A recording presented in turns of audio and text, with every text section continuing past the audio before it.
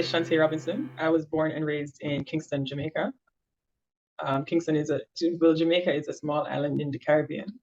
And I moved to Sudbury when I was 16. So I left straight from Jamaica and arrived in Sudbury when I was 16 years old.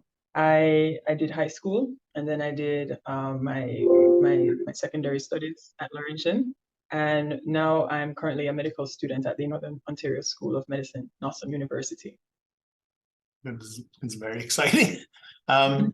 So, traditionally, a lot of these questions I've been asking people about growing up in the North and how it influences your career and your career choices. So how do you think, coming from Jamaica to Northern Ontario influenced your decision to get into medicine?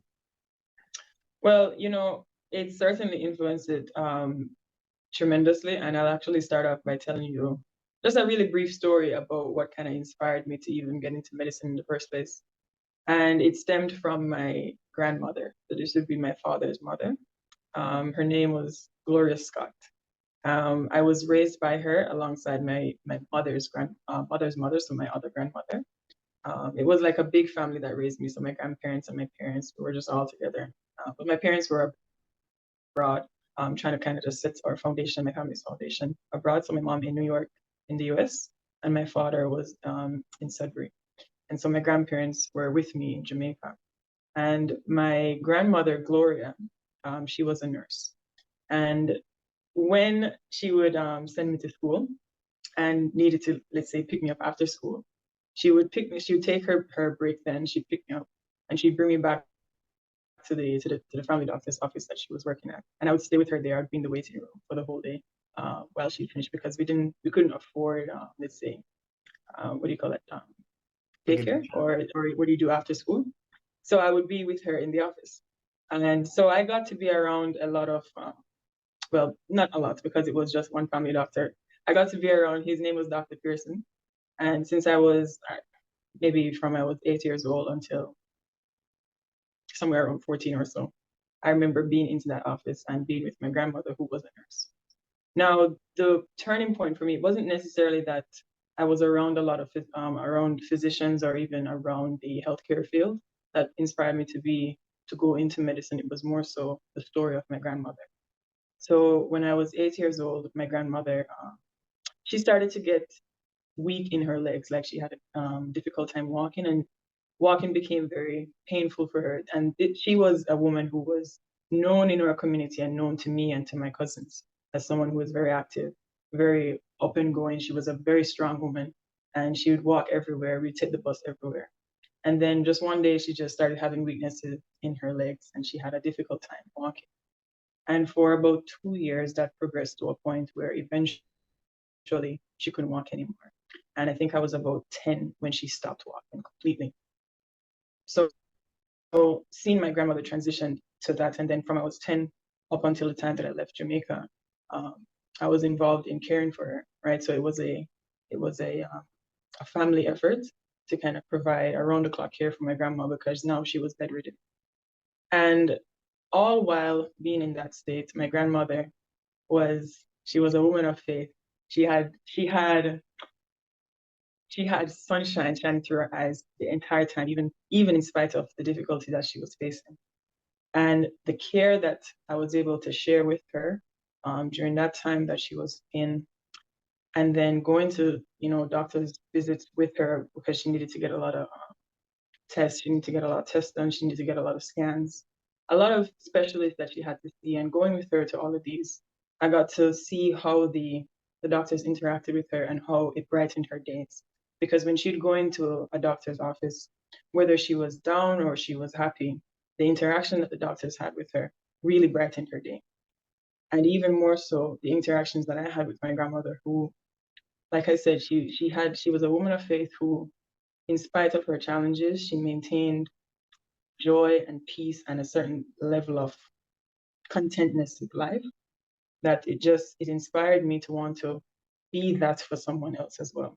Like I saw how well my grandmother treated her patients when she was able to walk. And even in her illness, I saw how well she was able to treat me and my cousins and everybody who was around her, and even how she interacted with the physicians and how they interacted with her. And it inspired me to see that there's a love, the love that my grandmother shared with others. I wanted to share that love with others as well, especially with people in their most vulnerable time. Because as I said, my grandmother transitioned from being a very, very strong lady, physically strong, to Right. now being in a position where she can't even walk on her own. And the impact that a caregiver can have for someone's life, for someone's peace of mind in that state, I think is incredible. And I want to be a part of that for other people who may be facing similar things or just anything in general.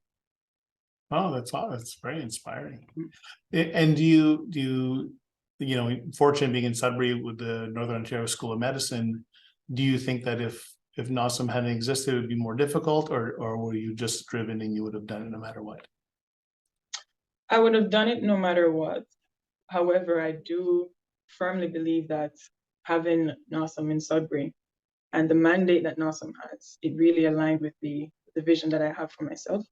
So NOSM has always been the school that I wanted to go to.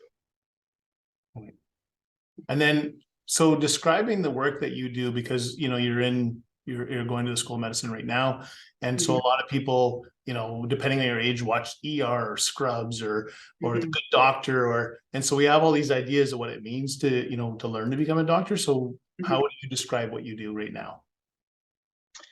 Well, I'm in my second year of medicine, right? So I'm in my second year of the training to become a doctor. So the one of the things that the shows that we watch, let's say, is either Grey's Anatomy or Scrubs or anything like that, they don't necessarily show you the journey to becoming a physician starting from scratch. Let me say it like that. So for instance, there is it's a 4-year undergraduate medical degree. So you take 4 years of didactic learning, if you will. So you're in the classroom, and then every so often you go away on placement, on clinical placement. Like for instance, now I'm in Sutton, Ontario, on a 1-month clinical placement at a family doctor's office. And those clinical placements are to give you hands-on experience and hands-on exposure in the field. Because not only is medicine a knowledge-based field, but it is also a hands-on field. So we get the 4 years knowledge-based training, and then after the 4 years, you graduate with a medical degree, and you get the title Doctor of Medicine. But then, in order to be licensed to practice medicine, you need to go through residency, and the residency is what you'll see on Grey's Anatomy or Scrubs or anything like that. So that's where they're in the hospitals or in whatever field they are, and they're doing the training under a senior physician, if you will. Now, the years of residency varies, and it's determined by the specialty that you want to go into. So, for instance, currently in Ontario, to become a family physician, it would be 2 years of residency, 2 years aside from the 4 years undergrad training. So in total, 6 years. Versus if someone wants to become, let's say, like a general surgeon, that would be an additional 5 years on top of the 4 years, so a total of 9 years. Oh, okay. Okay. And do you know where you want to specialize and what you want to do ultimately? So far, it's looking like a surgical specialty. So I have my eyes on general surgery. But this summer, I'm going to spend some time to explore the different surgical fields because there are many surgical fields. You can do cardiothoracic, which is heart and lungs. You can do neurosurgery, which is the brain. General surgery, which is, as it says, general. So they're trained to work on from head to toe, but they tend to, focus a bit more on the abdominal areas. Um, so right now I know it's somewhere in the specialty of surgery, but Right. specifically what surgery, I'm not sure, what subspecialty. Oh, it's fascinating. So, you know, you talked a little bit about it when you were a child and learning about medicine through your grandmother and that sort of thing. So, when did you first start thinking about getting involved with medicine and being a doctor? Mm. Okay. So when I was in Jamaica, in high school in Jamaica, high school in Jamaica was very different from my high school experience in Canada. So in Jamaica, I did have on my radar medicine because I kind of focused my studies around the sciences.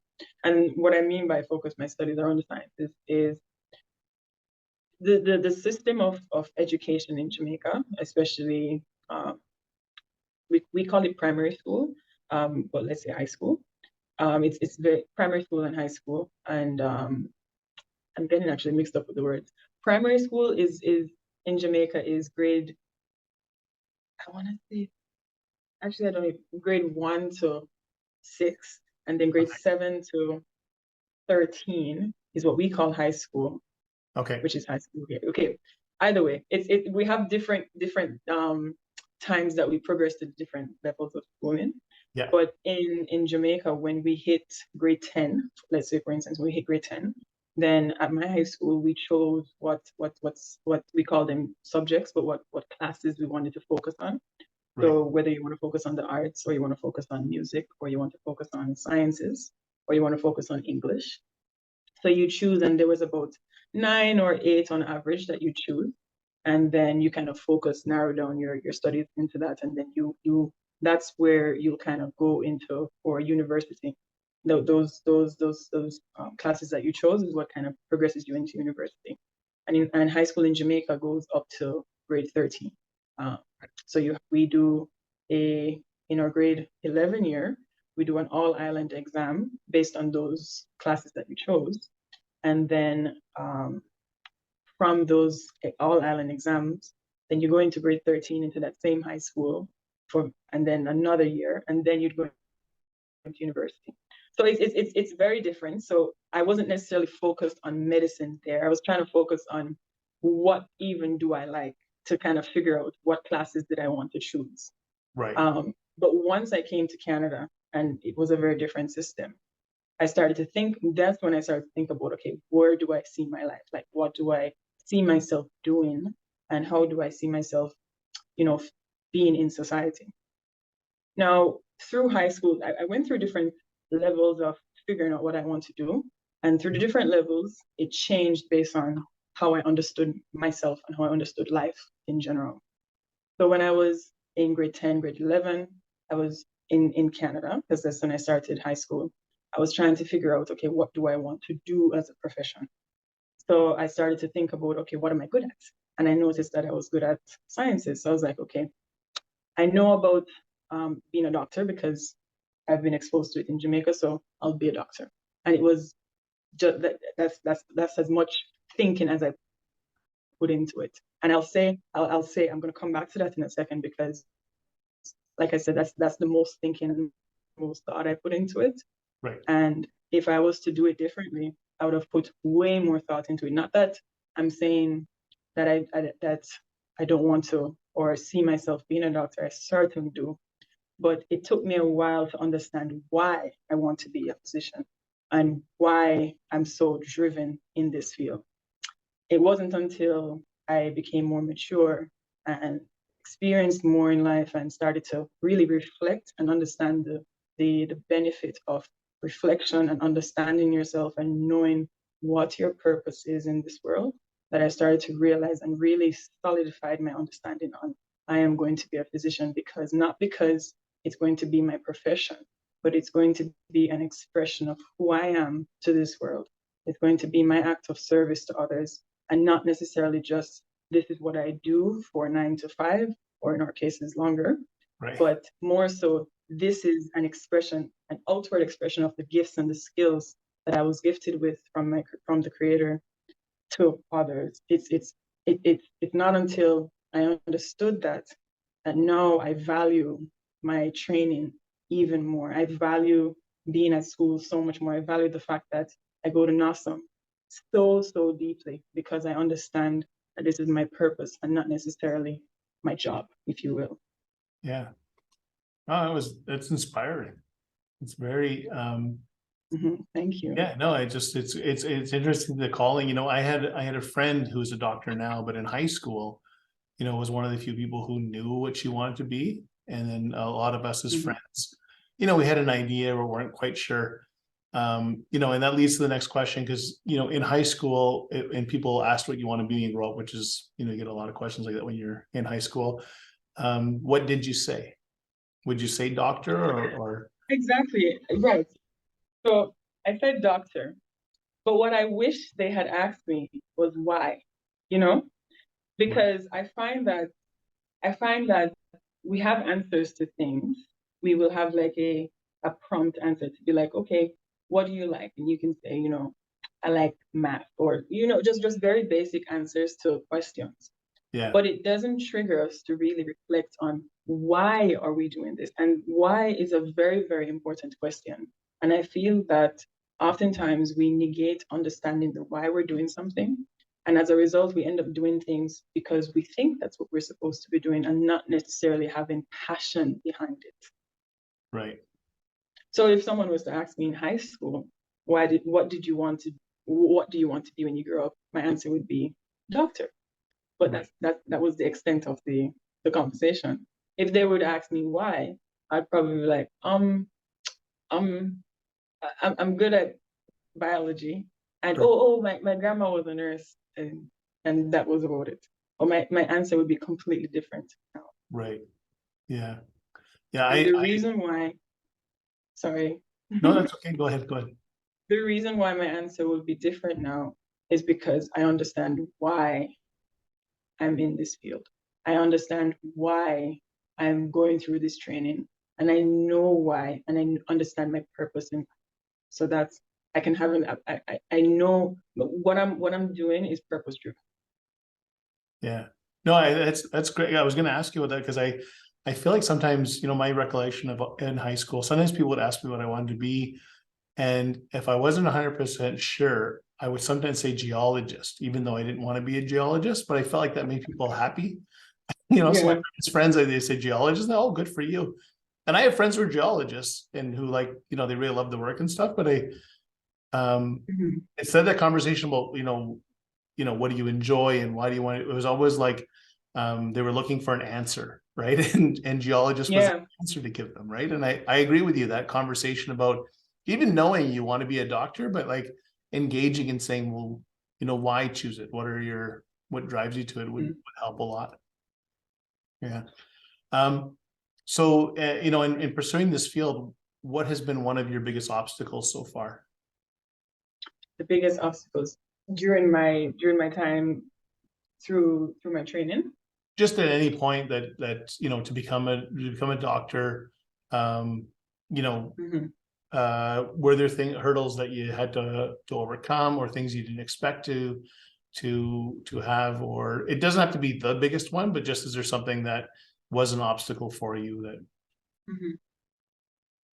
Okay, great. I actually have another story for you. Sure. And it goes along with this to kind of answer this question that you give me. You know, before getting accepted into medical school, I did a 2-year master's in biology. And the reason why I did a master's in biology was because I had initially once I graduated from my undergrad, so I did a 4-year undergrad in biomedical biology at Laurentian. And during my time at Laurentian in my undergrad, my goal was to get into medical school to become a doctor. But at that point, I still didn't understand fully my why. So when I had applied, once I finished my undergrad, I got an interview, but I wasn't successful after the interview, so I didn't get in. So then I thought to myself, what am I going to do as I try to figure out now that I thought that I was going to get into medical school. Now that hasn't happened, what am I going to do? So then I applied to do a master's at Laurentian, and the master's was in plant biology, like environmental biology, which was a very interesting topic because it was completely different than what I was doing in my undergrad. But it was an incredible experience, not only the work itself, but also the lessons that I learned and the challenges that I faced that really groomed my character during the time. So as I was doing my master's, I think after I finished my first year, my master's, I applied to medical school again. And this time I didn't get in, but I got put on the wait list. And so I started to scratch my head and I'm like, okay, what is going on? Why am I not getting into the school? Why am I not getting into NASA?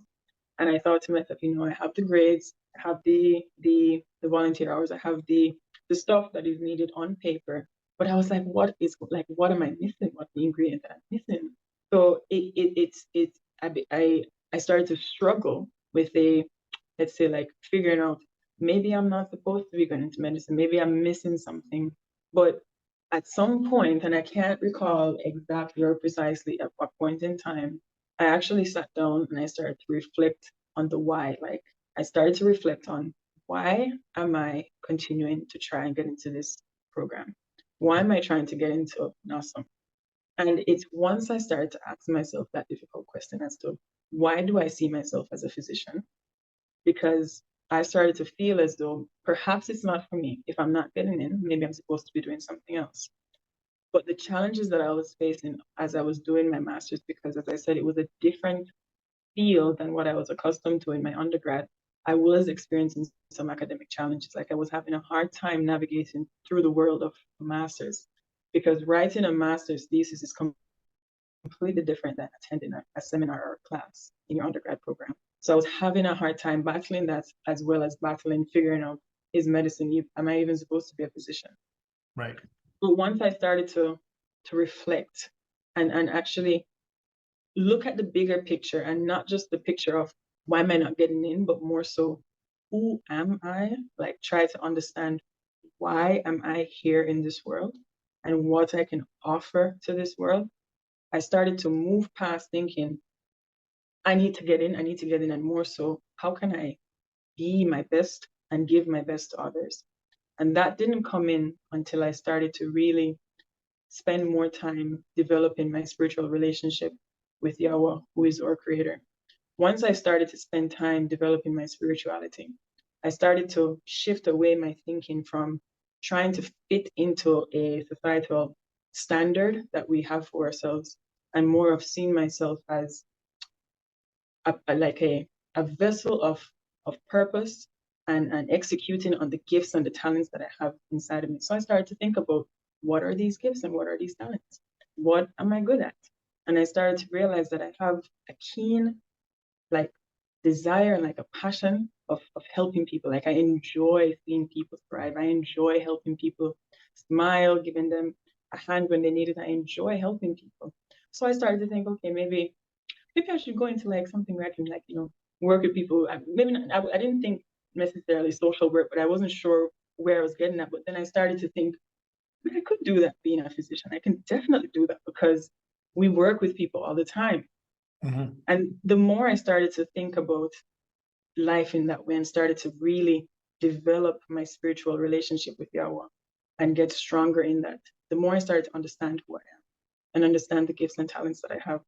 And then once I got that down pat, I decided to apply again. But this time, the position that I was in while I was applying was different than the first two times. The first two times, I was focused on ensuring that I have the grades, ensuring that I have the resume looking precisely how it's supposed to look. This time, I was more focused on demonstrating to the program that I do think that I have the qualities and the character that would make an excellent physician, not because I have this, that on my resume, but because of the position of my heart towards people, but because of how I understand the love that I have for others, and where that love stems from my understanding that through my love relationship with my spiritual connection with Yahweh, I'm able to understand now that I can share that love with others. And I believe that from that connection, I'll make an excellent physician. So I went in with that position. And from there, then I got in. So the challenge that I faced with not getting in, and making me feel as though maybe I wasn't supposed to apply anymore, I had to overcome that thinking, and do it again. So I had to persevere through the downside, if you will. I had to persevere through not getting in, through thinking that maybe it's not for me. I still had to understand that this is actually, in fact, where I'm supposed to be, and push towards getting it. Yeah. That is, I hadn't even considered, you have a path that you're on and you're applying, and all of a sudden you get a no, right? And then Yeah, learning about yourself. I really appreciate that. So yeah. similarly, but a little more positive, what's one of your favorite memories on this journey that you're on? Ooh, one of my favorite memories. Oh, I don't know if I can pick a favorite memory. I really don't. I It have to doesn't have to be probably the think very of it favorite because one, but is there any one that you just, and it's fine if you don't. okay, okay. What about an experience? Can I give you a favorite Sure, experience? sure. All right, good. So in November of last year, so that was when we went on our first clinical placement, and well, or yeah, our first practical placement. And where I went to Elliott Lake, and we were play. It was six of us from our year, and we went to the hospital in Elliott Lake for placement for the month. And at Elliott Lake, if nobody knows where Elliott Lake is, because I didn't know at the time, but Elliott Lake is 2 hours kind of like northwest-ish of Sudbury. And it's known to be a retirement uh, community. So the population in Elliott Lake and the demographic is mostly, seniors and retirees. So when I got there, initially, let's say within the first week or so, my classmates and I noticed that we were by far the youngest people there. Even everybody who came into the hospital were many years, they were many years older than us. And we were just wondering to ourselves, oh, I wonder what this experience is going to be like. We don't think it's going to be as diverse as we thought. But we were in fact really incorrect because Elliot Lake's experience with me was the most it shocked me. It was so good. It was such a really good experience. There are two general surgeons there. They're considered rural general surgeons, and they are true general surgeons. Like they do from head to toe. They did so many procedures, so many diverse procedures, and it was so eye-opening. The way they interacted with their patients and the fact that most of their patients, if not all, knew them by their first name. And when the surgeons were talking to them, they were asking about, oh, how's your mom? How's your dad? How's Johnny? Did Johnny catch any fish last year? And I was very impressed, and just it just felt like such a loving community that it made me it inspired me even greater to want to go into surgery, and not just surgery, but even let's say like rural surgery, just to see the relationship that they had with the community. That was by far to this day, as you can tell, I still talk about it. Yeah, no, that is awesome. Yeah.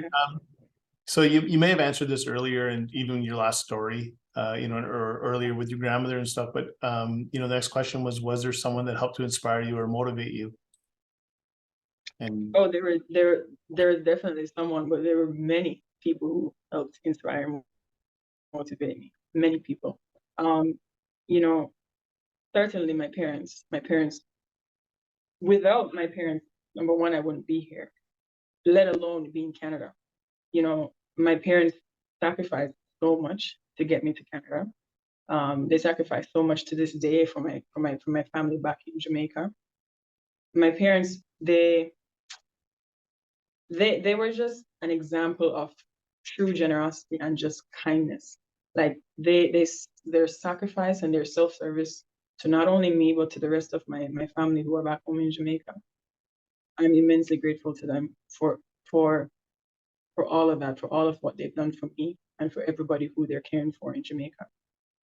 And alongside my parents, of course, I was telling you that my grandparents raised me. And unfortunately, the grandmother who I told you about who was bedridden, she had passed away when I was in my first year of university. But my mother's mother, she's still alive and who's currently in Canada visiting right now. So I was able to get her to come to visit Canada. And I think you met her. I'm not sure if I introduced you to her I when we think were so, at the yeah. gala. Yeah. So my grandmother is here. And what I've learned from my grandparents, I actually love the fact that my grandparents, I was raised by them because there is a joy in this type of like humbling, mature upbringing that you get when you're being raised by grandparents. They just teach you the traditional ways to things. And I really appreciate that traditional upbringing that they gave me. There was, you know, the old school way of doing things. And I have a keen appreciation for that, thanks to my grandparents. And, along the way, when I was finishing up high school, going into university, I met Charles Naibizi, who I'm sure you know of, and Teresa Naibizi. And then I met some other members on the Afro Heritage Board, um, Dr. Remy and Dr. Degbite, all of which played a key role in just helping me develop professionally. Like, and to the point where they became my friends. We're not just, I don't just see them as my mentors, but I also see them as my friends. And they helped show me how to grow in this new environment, because they've been here longer than I have. Like Charles and Teresa, who are originally from Zimbabwe, they came here many, many years. I think before I was even born, they came here. Right. Um, and so they've had many experiences of, you know, settling and developing themselves in Sudbury. And so they helped groom me and help me to figure out what path to take and what path not to take. And through everything that I've been through, whether it is through my undergrad or even through the time during my master's that I had a difficult time figuring out where I was going to be and what I wanted to do, they were there to help kind of give me advice and for me to speak to about things. And they would say, maybe you should do this, or maybe you should do this, or not do this. So they played a key role in being that mentor spot in my life. And it's very important for us to have mentors who who have a keen interest in helping you become the best version of yourself. Because sometimes we need others to help propel us forward. And that's the beauty of humanity, is we're supposed to help each other and invest in each other. We're supposed to serve each other to help all of us execute on what is innately good in us, because every one of us has something unique to us that we're very good at and what we're supposed to be sharing with the world.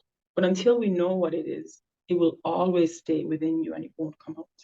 And oftentimes we need someone to motivate us.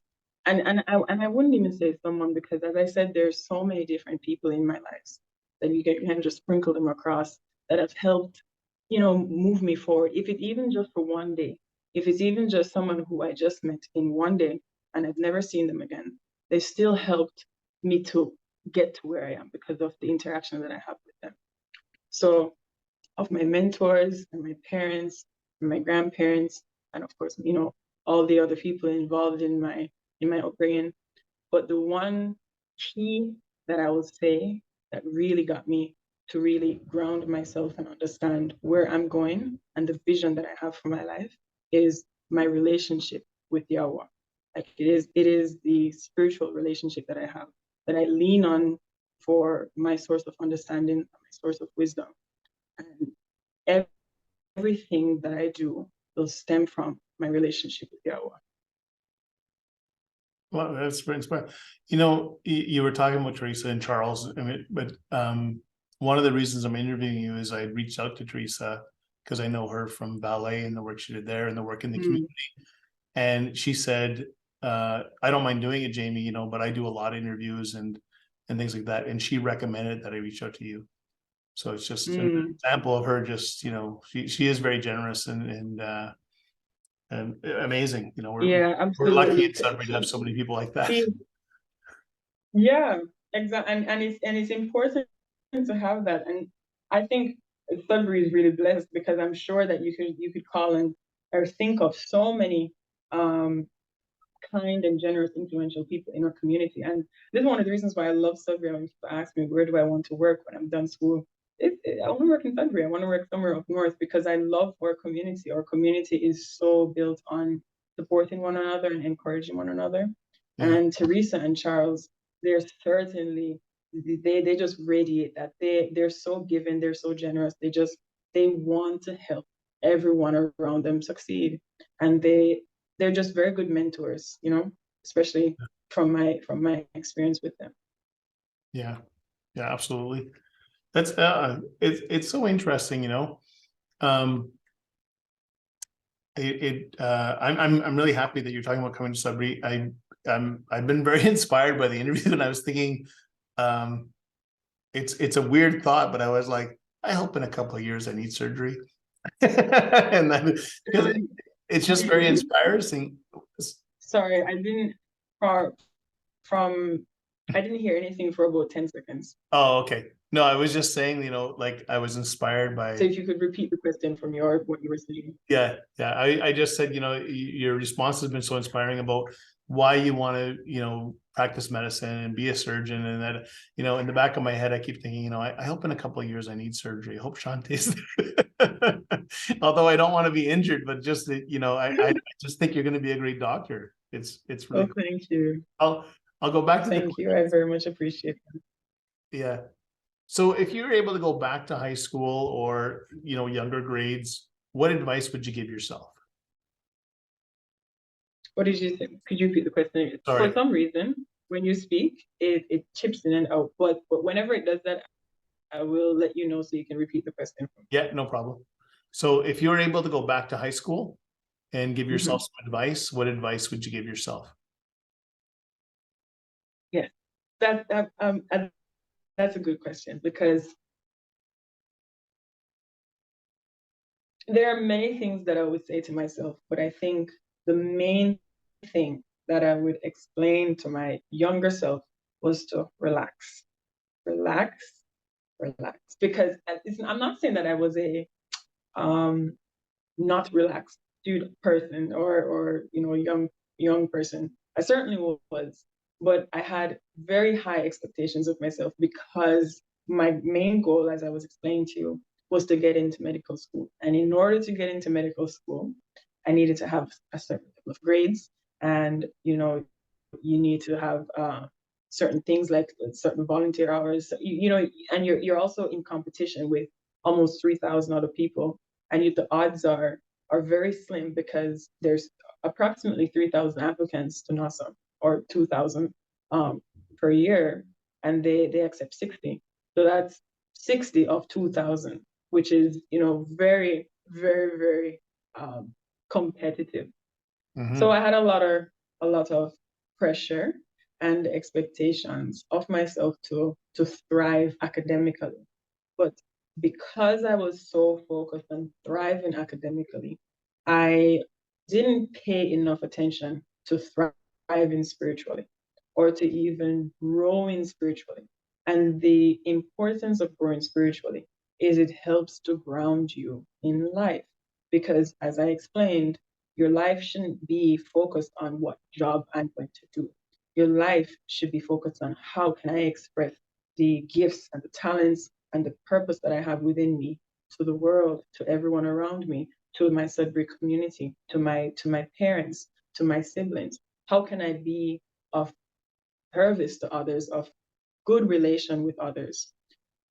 So at the end of the day, because I was so focused on excelling academically, I don't think I understood fully who I was at the time. I don't think I understood even some of the talents that, like, if you were to ask me when I was in high school, if I would be volunteering with a not for profit association or leading it, the Afro Heritage Association of Sudbury, I would say no, because that would involve, time away from studying. And that would involve, speaking in public on stages and being accountable to a community that, just other people outside of, friends and family.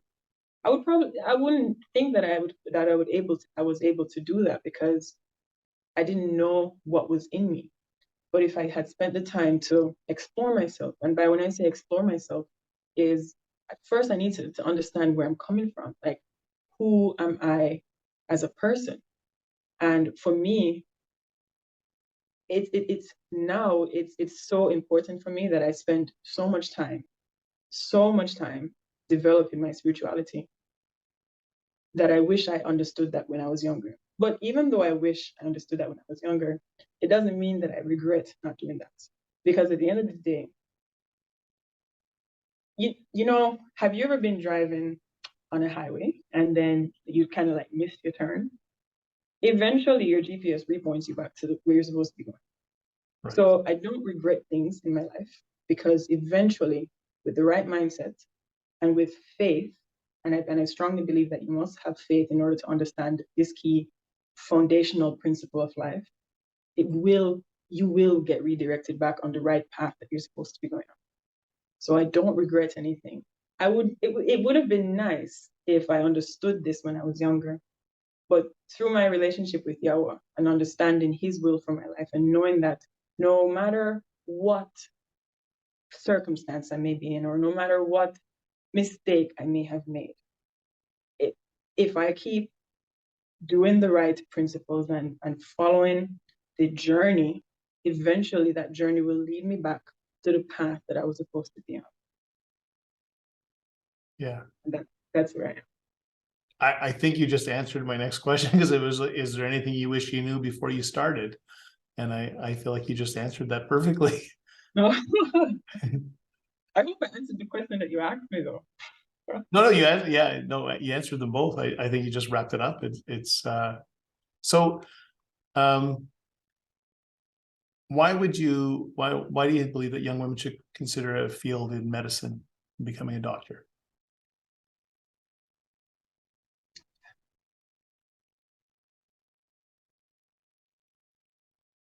I think young women should consider a field in whichever avenue that they are innately gifted in.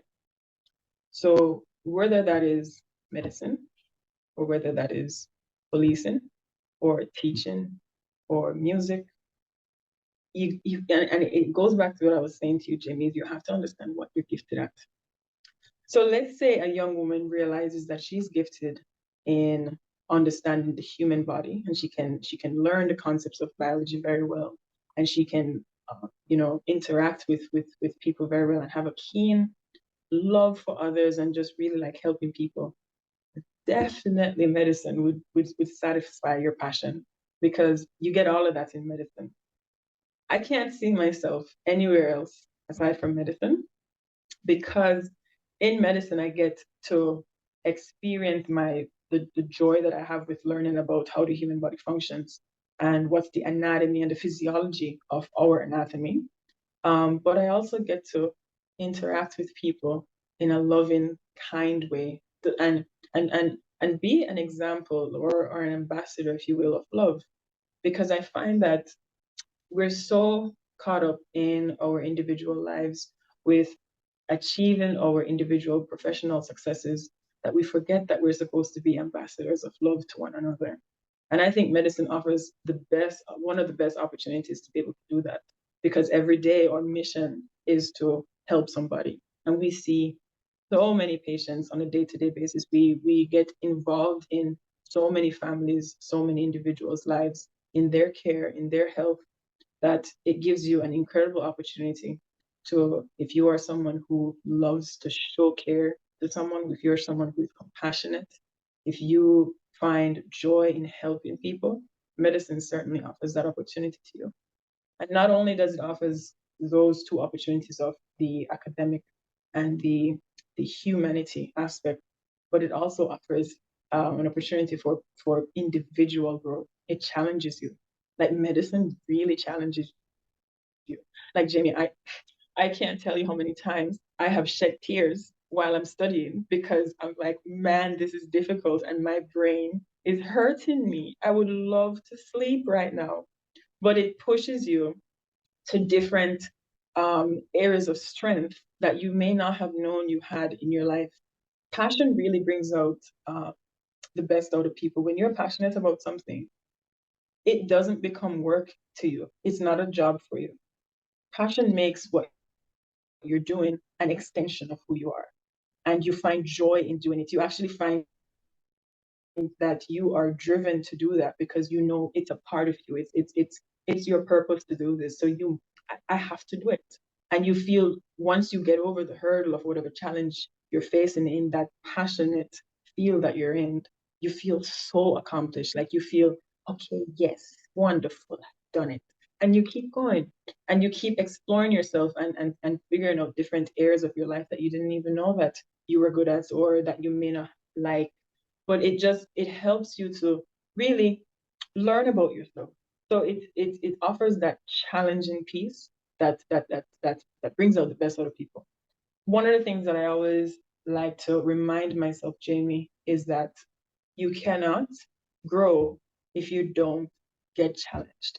It's just as simple as that. If you don't get challenged, you're on the same level that you're just comfortable. You're sit, you know, just think about driving on cruise control. If you never get into a bumpy road, you'll never have to turn your car steering wheel and change gears and figure out how to go up this hill that is now 60 degrees inclination, and you're trying to figure out how to get up there if you don't go through a challenge.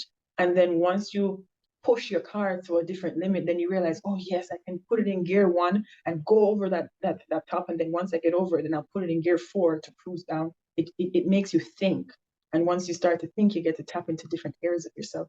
And you just, grow. You just start to develop different character traits, different really foundational principles that you can just build on. Well, I really appreciate this. I'm being conscious of your time, but just, you'd mentioned Sabri AHA, or Sabri African Heritage Association. And then, so I think that there would be a lot of people thinking about, going to medical school and being involved with a nonprofit. And you're very involved. It's not like you show up from time to time. You're very hands-on. Do you want to just say something about that connection to your life and how it affects your involvement in the community and what you're doing for school and for your career? Right. So it stems back, Jamie, to what I was explaining about your profession being an extension of who you are, an expression of the gifts and the talents that you have to offer this world. And because I see my medical training and my vision of becoming a surgeon one day along those lines, I recognize that there are also other areas of my life that may not fit into the the schedule or the agenda of becoming a physician, but it fits into the other gifts and talents that I have that I can do in my community. And that stems from my passion, the passion of showing love and helping others. And with AHA, which is the Afro Heritage Association of Sudbury, it it's exactly why I'm still in the association, that I still sit on the board, because it's I don't see it as work, and I don't see it as time taken away from medicine. I actually see it as time added to the whole picture of my contribution to life, if you will. So not only is my career path towards medicine as a contribution to life, but my involvement in volunteering with the community is just as equally important to me, because it aligns with why I'm here as a human being, why I'm in Sudbury.